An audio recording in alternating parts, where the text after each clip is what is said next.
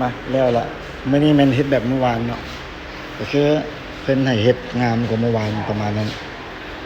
นี่ก็คืออันนี้มันสายเนิร์ดเนาะรวมทั้งหมดมี7สายเนาะตามอันนั้น7สายกับตัวนี้เนาะออกมาพ่วงส่วนสายดำแต่ละอันนี่มันเป็นอันน่ะสายเนิร์ดมาจากดอกไฟแน่ดอกไฟตัวนี้แน่ดอกไฟตัวนี้แน่พัดลมตัวนี้แน่ทุกอย่างมีเนิร์ดกับลายเนาะแต่ว่าเนิร์ดมาจุ่มกันอยู่เพื่อมารวมใส่เนิร์ดตัวนี้เนาะนี่แน่แล้วก็มาเนิร์ดตัวนี้แน่อันนี้มัน S1 S2 มันลายกับเนิร์ดนี่เนิร์ดตัวนี้แน่คราวนี้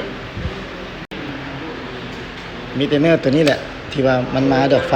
เนาะมันเป็นตัว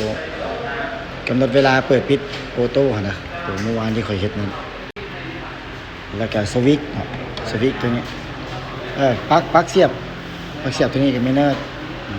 ปลั๊กเสียบตัวนี้ก็มีเนิร์ดส่วนตัวนี้มัน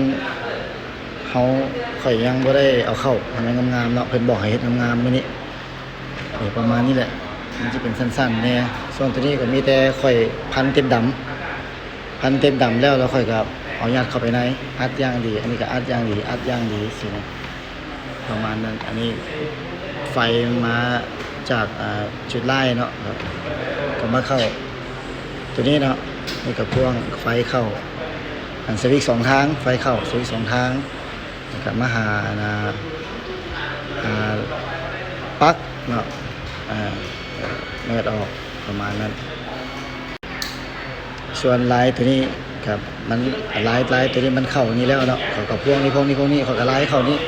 เพื่อเอามาเลี้ยงตัวนี้เลี้ยงปลั๊กตัวนี้ส่วนเนื้อตัวนี้ก็เอาไปรวมน้ำมูคือเก่าแล้ววันนี้มาละไฟตัวนี้ที่มันมาหามูนี่เขาก็เลี้ยงตัวนี้มาใส่ตัวนี้มันก็มาเป็นสวิตช์ของดอกไฟตัวนี้เนาะมันสามารถเปิดสวิตช์เพื่ออันนี้เฮ็ดเรียกออโต้แล้วก็อันนี้ก็ออโต้ประมาณนี้คันบ่อยากออฟไว้ก็ได้แต่ว่าคันเฮาอยู่ในงานสินะก็มอตัวนี้ที่ว่าพวกนี้ทำงานบ่ได้สินะคันเฮาบ่อยากมาเฮ็ดเรียกเลยสินะมันก็เป็นสวิตช์สลับตัวจะอันนั้นกำหนดเวลาตัวนี้แหละของตัวนี้ส่วนดอกไฟตัวนี้มันเป็นสวิตช์2ทางแบบเมื่อวานนี่แหละอันคันใดสั้นเทิงสั้นลุ่มมันแหละเปิดตัวนี้ก็ได้ย่างขึ้นมาเทิงกับหม้อตัวนี้ก็ได้บัดสิลงบัดสิเข้าห้องนั้นกับหม้อตัวนี้เลยบัดสิลงมาใหม่ก็เปิดตัวนี้ลงมาหม้อตัวนี้สินะมันเป็นสวิตช์2ทางเฉพาะตัวนี้เนาะประมาณนั้นส่วนสวิตช์2ทางนี่ก็ตัวนี้ก็เป็นออกไฟเลยเนาะบ่ได้เลี้ยงไฟนี่ใส่เพราะว่าไฟมันมาแต่ทางเทิงแล้วเนาะไฟมาแต่ทางเทิงแล้วประมาณนี้แหละเด้มาทางเทิงมันมีไฟเนาะมีพวงมาทางเทิงแล้วอันนี้ก็จับคู่ไปหาสวิตช์2ทางตัวนี้ส่วนนี้ออกดอกไฟประมาณนั้นเดี๋ยวประกอบก่อนวันนี้เรามาวัดเนาะเครื่องวัดก็ห้อยวันนี้วัดโอห์มตัวนี้วัดโอห์มว่าของต่อเนื่องของสายมันยังปกติบ่ประมาณนั้นโดยเฉพาะเรื่องทางไล่แหละสมมุติเราเคยจำไว้นี่เนาะจำไว้นี่ที่ไหนจำไว้นี่แล้วค่อยชี้กวดตัวพวกมันจำบ่ได้เนาะจำบ่ได้ก็มีแต่เสียบไว้นี่อันนี้ก็เป็นลายคือกันสมมุติเราไฟเข้าก็ไฟเข้าสมมุติว่าเจ็บเนี่ยคนเดียวเด้ตั้งไว้ก่อนตั้งไว้หั่นโอเคสมมุติว่าข่อยจะกวดตัวพัดลมเนาะลายนี่ดังบ่ดังเอาเปิดสวิตช์เบิ่งมันปิดไว้กี่นี่ดังบ่ดังติดหมายความว่าสายมันต่อเนื่องกันเนาะส่วนตัวสีแดงนี่เด้ของดอกไฟดอกไฟตัวนี้เนาะดอกไฟ2สวิตช์เนาะลายเด้ลายบ่ดังเป็นน้ำหยังเปิดปิดสวิตช์บ่ดังถือว่าดังผ่านเนาะอันนี้เด้อันนี้มันแสงที่ว่าเซ็นเซอร์เศร้าแรงครับตอนค่ำมันก็เปิดไฟตอนเช้ามันก็ปิดไฟให้แสงเซ็นเซอร์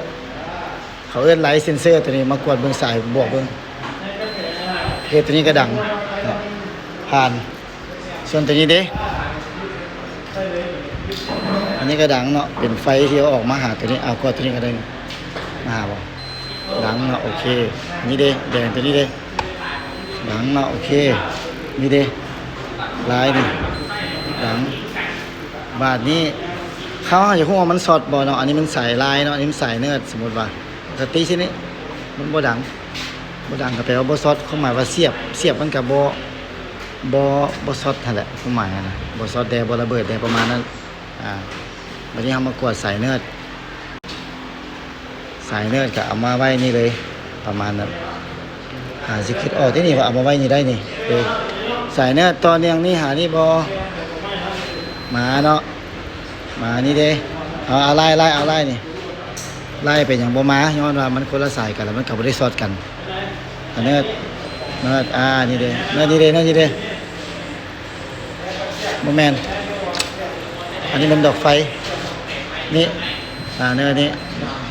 อันนี้ก็สดอันนี้ก็ต่อเนื่องดอกไฟเนี่ยเนื้อโอเคบาทนี่เนื้อของดอกไฟสวิตช์2ทางกดแล้วพัดลมเนื้อยังโอเคบัดนี้อยู่ในขั้นตอนการประกอบเนาะอัดเข้าแล้วก็ทดลองเปิดปิดประมาณนั้น